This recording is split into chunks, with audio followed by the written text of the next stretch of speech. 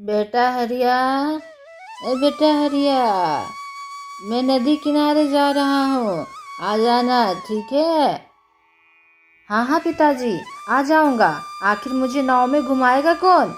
आऊँगा आऊँगा, आता हूँ पिताजी, आप आगे बढ़िए।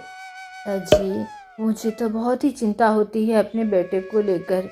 इतना बड़ा हो गया है और उसे ना ही तैरना आता है, ना ही नाव चलाना आता है और ना ही मछली पकड़ने का उसे कोई भी हुनर है। आखिर वो आगे की ज़िंदगी कैसे काटेगा? आप इतने बड़े मछुआरे हैं, लेकिन अभी तक हम लोगों ने अपने बेटे को कुछ सिखा नहीं पाए। अरे भगवान, चिंता ना करो, मैं देखता हूँ, कोशिश तो कर रहा हूँ। आज आने दो उसे, मैं आज भी कोशिश करके देखता हूँ। नदी किनारे। पिताजी, मैं आ गया, आ गया। आ जाओ बेटा, तैर कर आ जाओ, इतनी दूरी तो आराम से तुम तय कर ही सकते हो। अरे पिताजी, क्या बात कर रहे हैं? आ जाइए ना नाव लेकर, आखिर मुझे इसकी क्या जरूरत है? हरिया के पिताजी हरिया को नाव में बैठाकर आगे जा निकले और वहां पर कुछ मछलियां भी पकड़ी। बेटा हरिया, तुम्हें तो पता है ना कि तुम्हारे पिताजी मछुआरे हैं और तुम बोलते हो कि तुम्हें भी आगे यही काम करना है। तो जब तक तुम तैराकी नहीं सीखोगे, नाव चलाना नहीं सीखोगे, तो मछुआरे तुम किस तरह से बन पाओगे? कभी कभी मछलियाँ पकड़ने के लिए नदी के बीचों बीच भी जाना पड़ता है और लहर भी उठती है। ऐसे में सावधानी बरतने के लिए तैरना आना बहुत ही आवश्यक है। रोज मैं तुम्हें बताता हूँ, सिखाता हूँ कि नाव चलाना देखो, सीखो, परंतु तुम तो हाथी लगाकर बैठे हुए हो। बेटा, अब तुम बहुत बड़े हो गए हो, तुम्हें अपने पैरों पे खड़ा होना सीखना होगा। कब तक तुम मेरे सहारे बैठे रहोगे? मैं कब ऊपर चले जाऊं, तुम्हारी माँ ऊपर चले जाए, तो तुम सोचे हो कि तुम्हारा क्या होगा? हरिया अपने पिता के बातों को उतना महत्व नहीं देता, ध्यान नहीं देता और चुप हो जाता है ये सारी चीजें सुनकर। शाम होते ही हरिया और उसके पिता घर जा पहुँचे। सुनिए जी, मुझे तो अपने बेटे को लेकर बहुत ही चिंता होती है। सही बोलती हो भगवान, हमारा बेटा बहुत ही दुर्बल हो गया है। इसी तरह चलता रहा तो हमारा बेटा कभी भी खुश नहीं रह सकता, हमेशा दूसरों के मोहताज पर ही पलेगा। तुम्हें तो पता ही है भगवान, बलवान मन से और शरीर से भी होना चाहिए और यह तब तक नहीं आ सकता जब तक कोई मेहनत और लगन ना करे। सही कहते हैं जी, कल फिर से प्रयत्न कीजिएगा। सुबह होते ही हरिया के पिताजी हरिया को लेकर नदी किनारे जा पहुँचे और उसे कहने लगे, हरिया, यह ट्यूब देखते हो, आज इसमें तुम्हें तैरना मैं सिखाऊंगा। तुमने कहा था ना कि मैं तुरंत पानी में अगर जाता हूँ तो बहुत ही डर लगता है।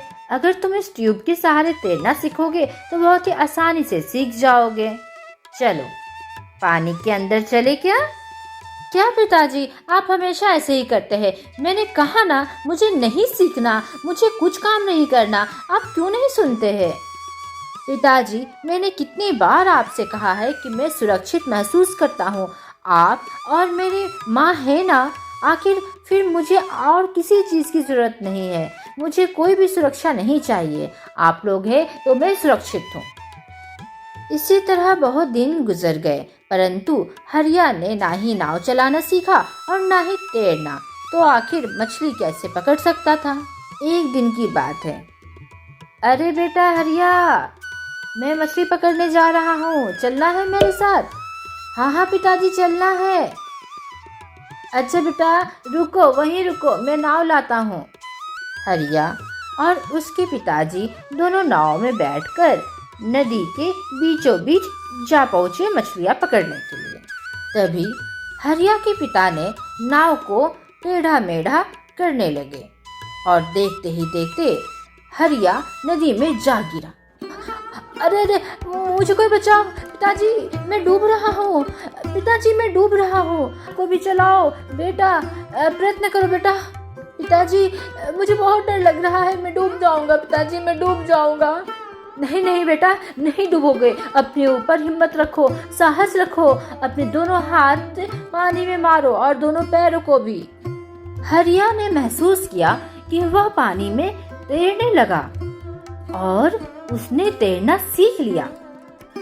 हरिया पानी में डूबने से बच गया।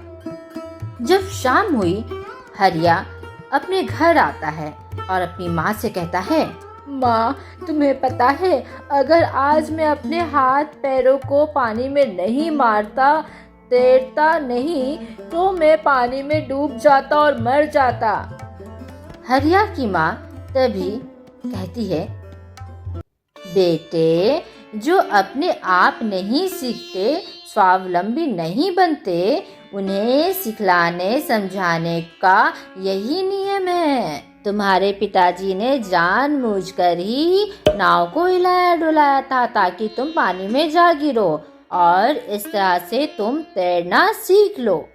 और आज देखो तुम्हें तैरना आ गया है मेरे बेटे। क्या माँ आप सच कह रही हैं? हाँ बेटा, तुम्हारे पिताजी ने तुम्हें सिखाने के लिए ऐसा किया ताकि तुम स्वावलंबी बनो।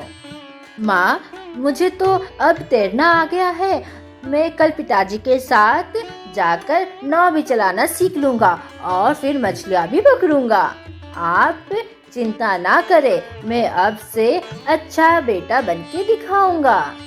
तो देखा दोस्तों, आज की कहानी से हमें यह सीख मिलती है, बच्चों को माता पिता का सहारा छोड़कर धीरे धीरे अपने काम स्वयं करने की आदत डालनी चाहिए। इसी में उनकी भलाई है।